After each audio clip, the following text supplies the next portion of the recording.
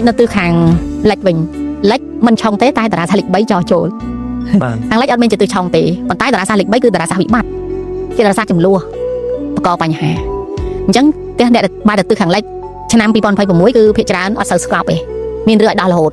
មានបញ្ហាឲ្យដល់រហូតចាចំនួនហ្នឹងចឹងចាមិនបានអាចកាត់បន្ថយបានបើជាមិនបានទាំងស្រុងក៏អាចជាបានខ្លះចាចំណុចនេះទៅទិសខាងលិចឆ្នាំនេះរៀងពិបាកខ្លាំងបាក់កែព្រោះថានៅពេលដែលកែតារាសាស្ត្រវាទៅប៉ះនឹងពាក់ព័ន្ធនឹងចាយលុយច្រើនចំណាយការចំណាយព្រោះទិសខាងលិចវាពាក់ព័ន្ធនឹងទិសធាតុមាសហ៎បើយើងចង់កែតារាសាស្ត្រវានឹងប៉ះរឿងពាក់ព័ន្ធនឹងការចាយច្រើនបាទបញ្ហាលុយកាចាហ្នឹងចឹងប៉ុន្តែបើសិនជាយើងចង់កែបែបពិឃាតតតែយើងការពិឃាតនឹងពិឃាតឲ្យខ្លាំងចំណែកមួយទៀតនៅទិសខាងត្បូងឈៀងលិចត្បូងឈៀងលិចតារាសាស្ត្រលេខ7គឺតារាសាស្ត្រពិឃាតតារាសាស្ត្រចៅ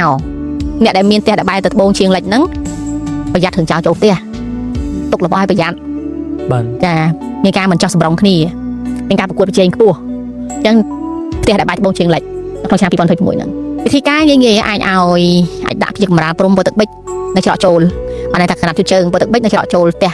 បានន័យថាទ្វារចូលផ្ទះហ្នឹងបាទចាត្បូងឈៀងកើតហេងវិញចាអ្នកដែលបែរមានផ្ទះបែរទិសត្បូងឈៀងកើតត្បូងឈៀងកើតគឺតារាសាស្ត្រលេខ9ពាក់ព័ន្ធនឹងភាពរុងរឿងភាពកេរ្តិ៍ឈ្មោះល្បីល្បាញចាការងាររីកចម្រើនផ្សេងអញ្ចឹងវាជាទិសដែលល្អបាទចាអញ្ចឹងបើសិនជាអាចថាមុខផ្ទះនឹងដាក់ដើមឈើបែបទៀប green ឲ្យច្រើនមកមើលចេញមកបាក់ទ្វារចេញមកឃើញហេតុដើមឈើយើងនៅសងខាងទ្វារយើងហ្នឹងឲ្យ green ដាក់ green ណាមិន green ងាប់ផ្សេងណាឯងផ្សេងចាតែជាដើមឈើស្រស់ប៉ុន្តែសូមឲ្យដើមឈើហ្នឹងមានកម្លាំងមិនដាក់ទៅងាប់ដាក់ដើមឫស្សីតាំងឧទាហរណ៍ដើមឫស្សីតាំងមែនប៉ុន្តែសល់2ស្លឹកមិនដាក់សល់2ស្លឹកអត់បាននេះហ្នឹងចាធ្វើឲ្យ green ចេញ green នៅចង់ green អ្នកតាំងដើមឫស្សីអីបើតាំងដើមឫស្សីតាំងហើយដើមឫស្សីនឹងងាប់កុំតាំងអីដកចេញឬក៏យើងត្រូវចាប់ដូរយកអាដើមឫស្សីដែលមានកម្លាំងហ្នឹងយកមកដូរវិញចាតែគូត្រូវតែជារុក្ខជាតិពិតប្រាកដទេអត់បានរុក្ខជាតិពិតប្រាកដល្អយកទៅការបែប real ពិតប្រាកដយកទៅការ fake លុយណាចាបើសិនជាយើងដាក់ដើមជ័រឬក៏ដើមសបានិមិត្តបានមកលុយជ័រអីលុយស្អែកបានលុយស្អែកនេះយើងចង់ប្រើអ្វីជាធម្មជាតិចាហើយកាលណាអ្វីដែលជាធម្មជាតិបែបហ្នឹងវាធ្វើឲ្យការគិតរបស់យើងក៏គិតបានគេហៅបានត្រូវគិតត្រូវសម្រាប់ចិត្តគិតត្រូវហើយការគូក្បាលរបស់គាត់ក៏យើងក៏ឆ្លាតជាងមុនដែរអញ្ចឹងអ្នកដែលមានផ្ទះដែលបាយទៅត្បូងឈៀងកើតក្នុងឆ្នាំនេះការគិតរបស់គាត់គេហៅសតិបញ្ញារបស់គាត់រៀងវាងវៃជាងឆ្នាំមុនបាទចាចំណុចមួយទៀតកម្រាលជើងដែលនៅច្រកចូលទ្វារហ្នឹងគឺអាចប្រើកម្រាលជើងបៃតងបានបាទសម្រាប់អ្នកដែលមានផ្ទះបាយមកទៅទិសខាងត្បូងឈៀងកើតចាចំណែកទិសកើតទិសលុយឆ្នាំមុនឆ្នាំចាអញ្ចឹងថាមានល្អមានមិនល្អ